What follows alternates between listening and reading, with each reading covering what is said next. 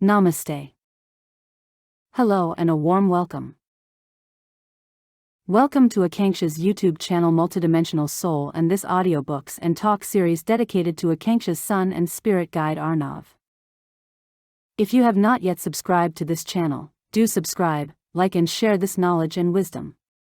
Do share your experiences in the comments. What resonates with you the most? What insights do you receive from these teachings? Let's keep this energy of knowledge and wisdom flowing as the energy loves to move, and this is an energy exchange.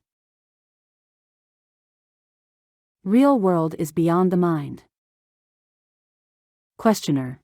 On several occasions the question was raised as to whether the universe is subject to the law of causation, or does it exist and function outside the law? You seem to hold the view that it is uncaused, that everything, however small, is uncaused, arising and disappearing for no known reason whatsoever. Maharaj. Causation means succession in time of events in space, the space being physical or mental. Time, space, causation are mental categories, arising and subsiding with the mind. Questioner. As long as the mind operates, causation is a valid law. Maharaj.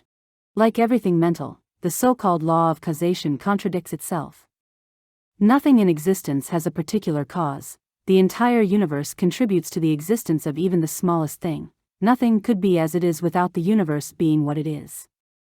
When the source and ground of everything is the only cause of everything, to speak of causality as a universal law is wrong.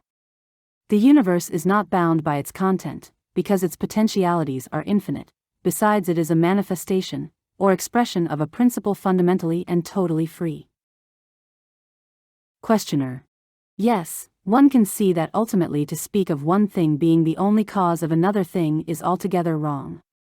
Yet, in actual life we invariably initiate action with a view to a result. Maharaj. Yes, there is a lot of such activity going on, because of ignorance. Would people know that nothing can happen unless the entire universe makes it happen, they would achieve much more with less expenditure of energy. Questioner. If everything is an expression of the totality of causes, how can we talk of a purposeful action towards an achievement? Maharaj. The very urge to achieve is also an expression of the total universe. It merely shows that the energy potential has risen at a particular point. It is the illusion of time that makes you talk of causality.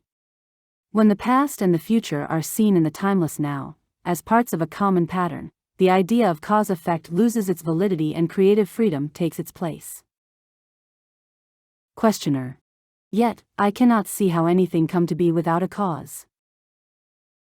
Maharaj. When I say a thing is without a cause, I mean it can be without a particular cause. Your own mother was not needed to give you birth. You could have been born from some other woman. But you could not have been born without the sun and the earth. Even these could not have caused your birth without the most important factor, your own desire to be born. It is desire that gives birth, that gives name and form. The desirable is imagined and wanted and manifests itself as something tangible or conceivable. Thus is created the world in which we live, our personal world. The real world is beyond the mind's ken. We see it through the net of our desires, divided into pleasure and pain, right and wrong, inner and outer. To see the universe as it is, you must step beyond the net. It is not hard to do so, for the net is full of holes. Questioner. What do you mean by holes? And how to find them? Maharaj. Look at the net and its many contradictions. You do and undo at every step.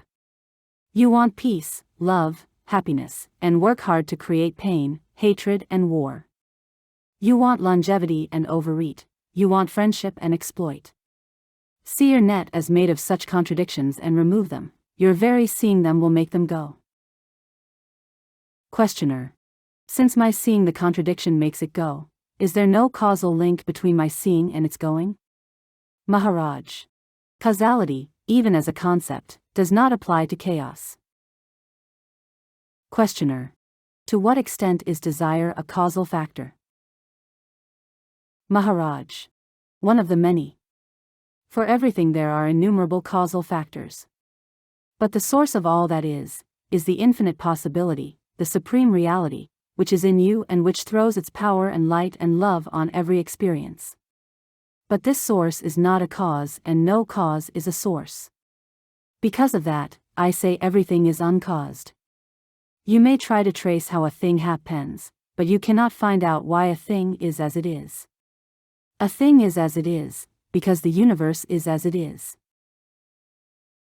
This audio talk is based on Chapter 4, that is the excerpts from the book, I Am That, by Shri Nisargadatta Maharaj. These are talks or compilations of questions by devotees and answers by Maharaj.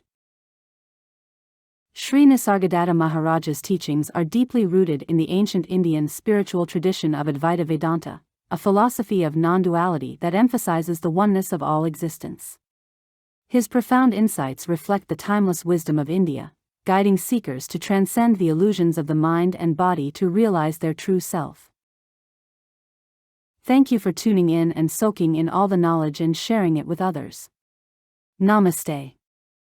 This is a series of audiobooks and insightful lectures brought to you by Akanksshaa, dedicated to exploring timeless wisdom and spiritual teachings. Each recording is generated with love, honoring my journey and my connection with higher guidance, especially in tribute to my son Arnav, who now guides me from beyond. May these words awaken the divine love within you, bring you peace and inspiration on your own path, and may divine light within shine bright. May whatever merit arises from these readings be for the benefit of all sentient beings. Namaste.